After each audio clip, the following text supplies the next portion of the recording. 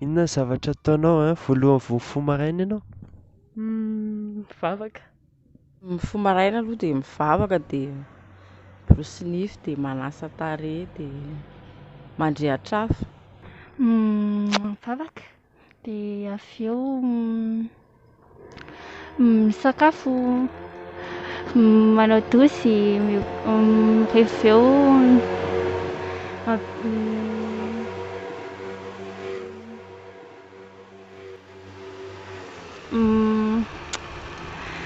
dia mampihiko trano. Mitsangana dia mandamina fandriana, mandeha manao dosy, dia mandeha mianatra. Dia aiza ho aiza maraina ianao misakafo? Any an-dalana.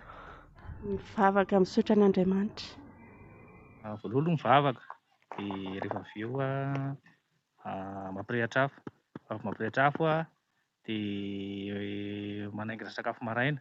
Avy manao sakafo maraina dia mandeha manao dosy dia vita ny dosy dia miakanjo dia vita ny fiakanjoana dia vao misakafo maraina amin'izay dia mijerijery fitaratra kely dia izay vao mandeha miasa na mandeha mianatra ohatrohatr'izany.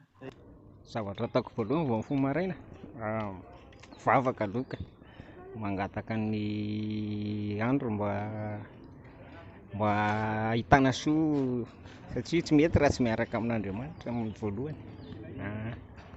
Dia faharoa mandeha misasa tanana, misasa tarehy, midio zany. Dia avy eo misolo, ohatra hoe misolo akanjo, tahaka izany, mibango volo. Misasa tarehy dia avy eo misolo akanjo, misolo akanjo mandry zany. Dia avy eo misakafo maraina dia miborosy nify, dia miomana dia mandeha mianatra. Agnatin'ny vao maraina vao mifoha zany dia misasa, dia efa misasa dia miakanjo dia misakafo maraina dia mandeha miasa. Borosy nify dia manasa tarehy, dia vao mahandro sakafo.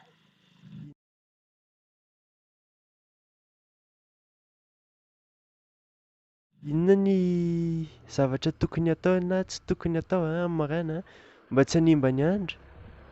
Tsy mila maka-lako vao maraina na sorosorena dia atao am-pifaliana daholo ny zavatra rehetra. Tsy mila kivikivy. To dia tehitra vao maraina be, dia mifamaly amin'ny olona. Zavatra tsy tokony atao mihitsy amin'ny maraina, le matory maraina fa tsy mba mifoha mba mavitrika zany. Fa ny matory maraina tsy mety, fa manjary tonga ianao dia kamo ny tontolo andro. Dia inona ny zavatra eritreretinao hoe tsy tsara atao amin'ny maraina mba tsy hanimba ny andro? Fanadinoana ny fivavahana, ny fanadinoana ny fisaorana an'Andriamanitra tsy tokony atao, satria raha tsy teo izy dia tsy tanteraka ny zavatra rehetra. Ny zavatra tsy tokony atao amin'ny maraina zany dia famaly aman'olona na ohatr'izany, dia mba ny andro iainanao maraparivy ny andro zany mahafinaritra foana. Dia mifandray tsara amin'ny olona koa? Dia mila mifandray amin'ny olona, miramirana foana, mitsikitsiky foana. Inona ny zavatra tokony tsy atao eritreretinao hoe tsy tsara atao amin'ny maraina? Ny tsara atao amin'ny maraina vao mifoha aloha olona tokony mba hoe miramirana, falifaly satria hiatrika tontolo andro ray manontolo dia tokony mba mila mavitribitrika.